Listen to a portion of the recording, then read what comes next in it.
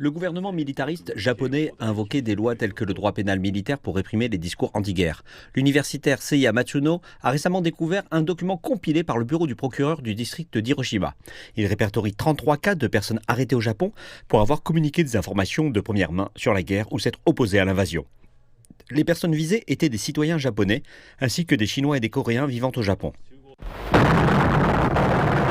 Un chauffeur coréen de 28 ans, arrivé de Shanghai après l'incident du pont de Lugo, avait été arrêté après avoir été dénoncé pour avoir raconté ce qu'il avait vu.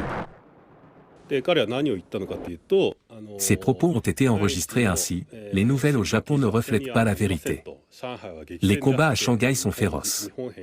Les troupes japonaises ont subi de lourdes pertes. Le fleuve Yangtze est rempli de leurs corps.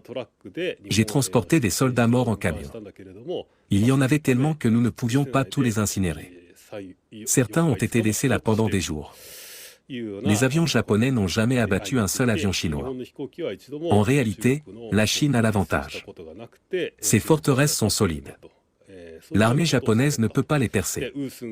L'homme coréen a fait part de ses commentaires à quelques personnes seulement, dans des endroits tels que de petites auberges, puis il a été dénoncé.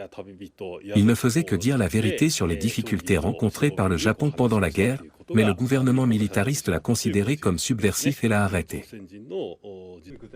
Le régime a également utilisé ces affaires comme référence pour renforcer le contrôle de la parole dans la société japonaise.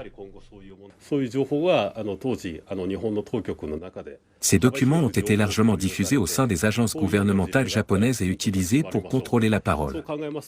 C'était clairement une époque de peur, pas de liberté d'expression, seulement de la propagande militariste.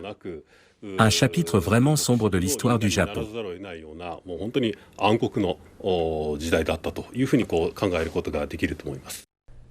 2025 marque les 88 ans de l'incident du port de Lugo et le 80e anniversaire de la victoire de la guerre de résistance du peuple chinois contre l'agression japonaise et de la guerre antifasciste mondiale.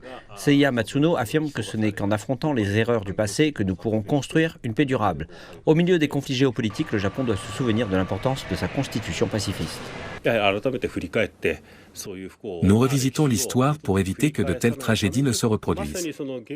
Dans le climat mondial actuel, l'article 9 de la Constitution japonaise rappelle avec force l'engagement du Japon à ne plus jamais faire la guerre.